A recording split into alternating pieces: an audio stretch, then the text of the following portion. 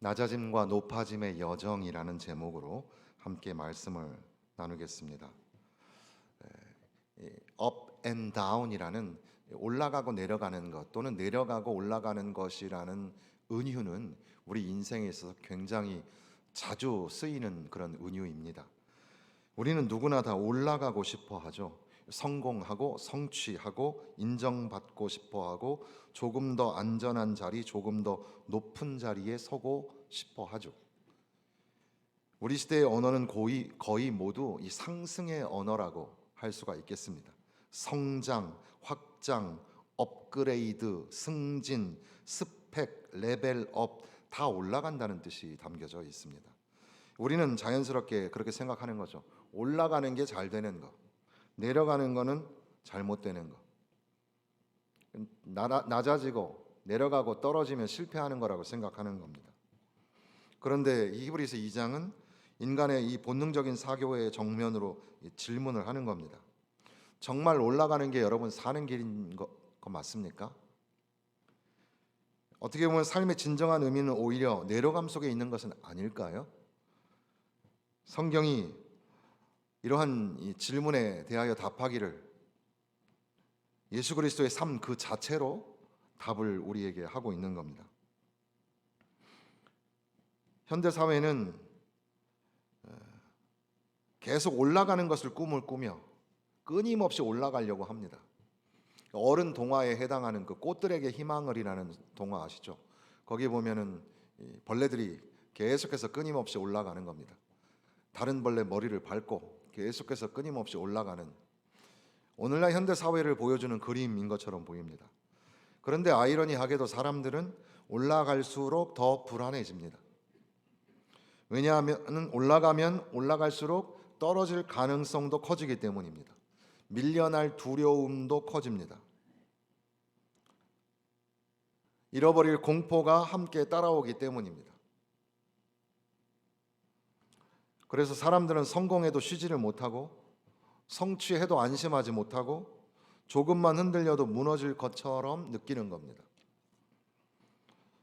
히브리서가 기록되던 1세기에도 비슷한 불안이 있었던 것 같습니다. 박해의 그 바다를 지나가는 작은 교회, 아직 순교자가 나오지는 않았지만 죽음의 두려움에 사로잡혀 있었던 것처럼 보입니다. 죽기를 무서워함으로 한평생 매여 종로로 타던 자들, 물론 죽음이라는 건 인간의 본질적인 고뇌이기 때문에 죽음을 두려워하지 않는다라고 말하는 것은 사실 위선일지도 모릅니다. 그러나 어쨌든 그런 인생에서의 죽음인지 또는 신자로서 감당해야 될 핍박으로서의 죽음인지 우리는 정확하게 알 수는 없지만, 그러나 어쨌든 죽음의 그 자리에서 두려움을 느끼며 살아가는 사람들이 있었다는 겁니다. 두려움이라는 것은 단순히 감정이 아니라 이 두려움이 많이 생기면 사람이 영적으로 마비 현상이 나타나게 되죠.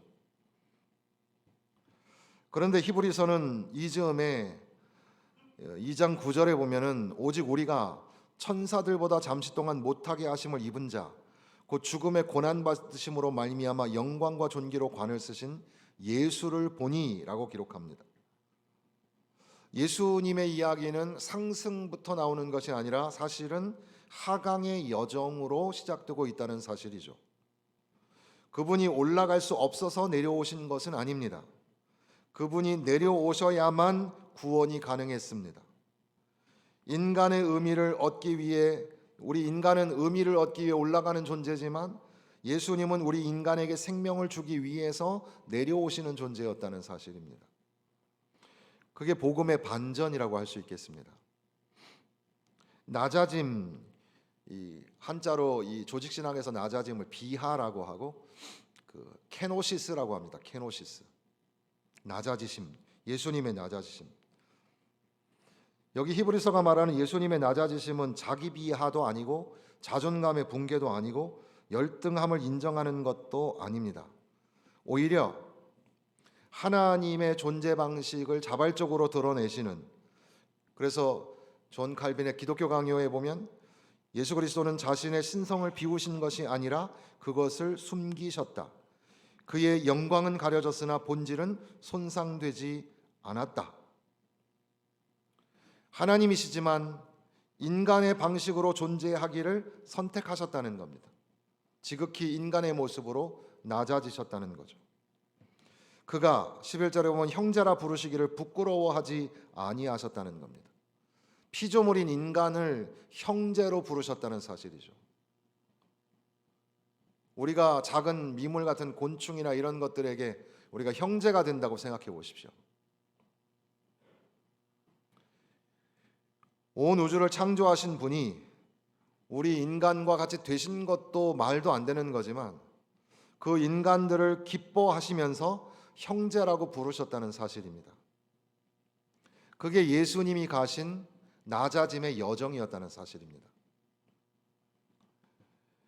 여기 솔리데러리티라는 조금 어려운 단어인데 요즘에는 그 연대라는 식으로 번역을 하기도 합니다.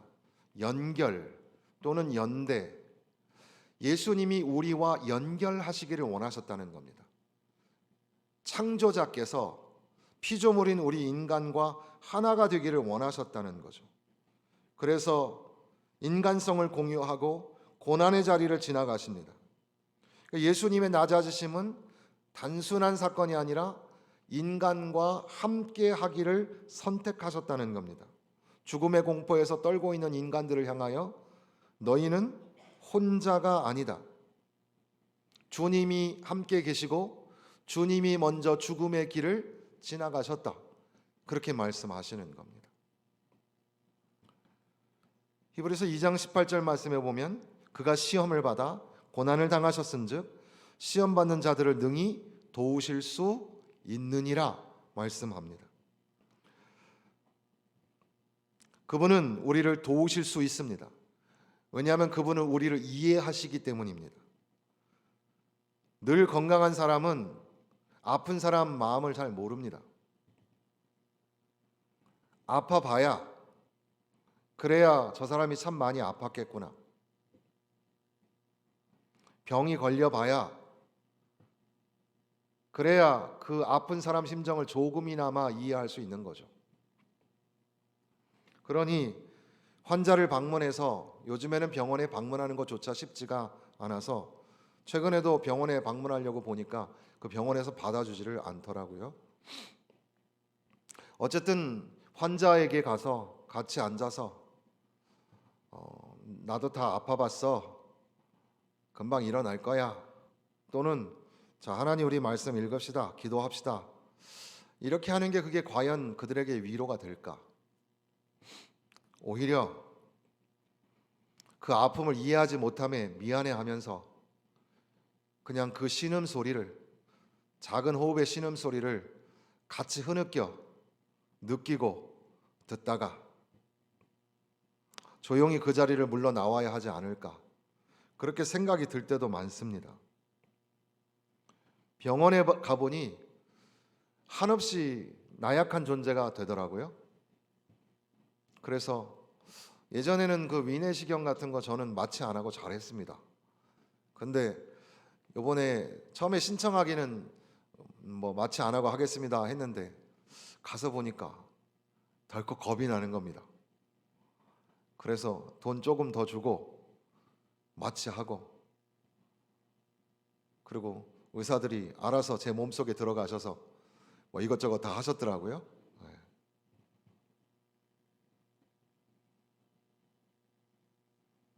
한 번도 깊은 상실을 겪지 않은 사람은 슬픔을 온전히 공감하기가 어렵습니다.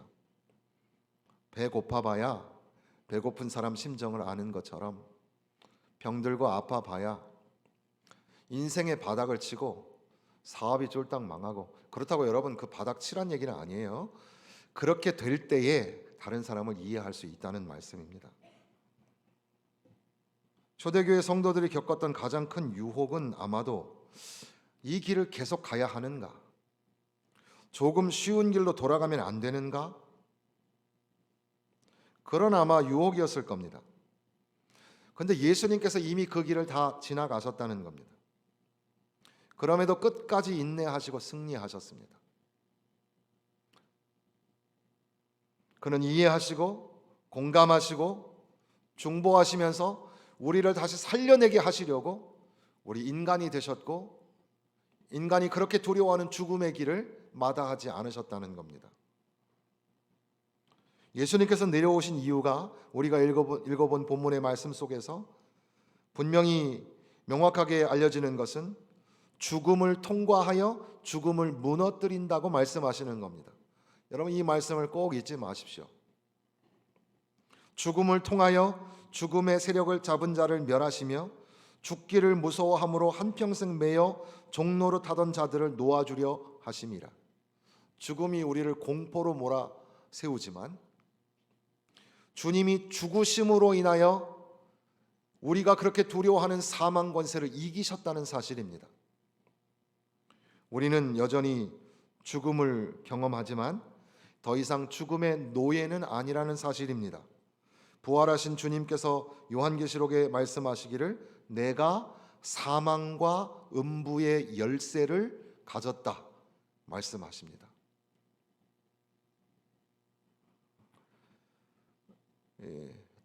그 배에 그 닻이 있죠. 그 앵커, 또는 앙커 이렇게 말하기도 하는 그 앵커. 그것이 초대교회의 예수님을 표현하는 단어 중에 하나였습니다. 마치 그 초대교회에 그 물고기 그림이 있었잖아요. 예수 그리스도는 하나님의 아들이시다라는 말의 첫 글자를 딴 익투스, 그 그림, 물고기 그림처럼 이 앙커, 닷도 예수님을 비유하는 단어 중에 하나였습니다. 히브리서 6장에 보면 우리가 이 소망을 가지고 있는 것은 영혼의 닷 같아서 튼튼하고 견고하여 라고 기록합니다. 닷은 닷 스스로 폭풍을 없앨 수는 없습니다. 그러나 배가 떠나지 않게 붙잡아 주는 역할을 합니다. 예수님은 우리에게 완전한 대제사장이시고 중보자이시고 속죄하여 주시는 구원자이십니다. 시험 받는 자들을 돕는 조력자가 되시고 우리가 고난 속에 있을지라도 표류하지 아니하도록 붙잡아 주시는 분이라는 겁니다. 그러니까 예수님께서는 그렇게 낮아지심으로 인하여, 죽기까지 낮아지심으로 인하여 우리를 구원하여 주셨다는, 결국 주님께서는 그렇게 낮아짐의 여정을 통하여 사흘 만에 부활하셨고 하나님 보좌에 올라가셨습니다. 이 올라감을 조직신학에서는 승귀라고 말을 하는데요. 그러니까 예수님의 낮아지심을 생각하면 주님이 한없이 겸손하여지셨고 죽기까지 낮아지셨구나. 동시에 그렇게 낮아지신 이유가 뭡니까? 저와 여러분들을 사랑하셔서 구원하시기 위해서, 나를 구원하시기 위해서 이 땅에 그 낮은 자리까지 내려오셨구나. 그렇게 나를 사랑하셨구나. 이 두 가지를 생각하는 겁니다. 주님은 죽기까지 낮아지셨구나 라는 것과 그렇게까지 나를 사랑하시는구나 라는 겁니다. 주님이 이제 올라가십니다. 주님이 영광의 몸으로 승천하셔서, 부활하시고 승천하셔서 하나님 보좌에 계시고 이제 다시 주님이 우리에게 오실 겁니다. 그 주님의 올라감의 여정을 생각할 때에 우리도 죽음, 이 사망 권세를 이기고 부활하게 될 것을 믿는 부활의 소망을 갖게 될 것이며, 그리고 장차 주님을 만나게 되는, 이것을 존 파이퍼는 장래의 영광이라 그랬습니다. 여러분, 장래의 영광을 가지고 살아가야 합니다.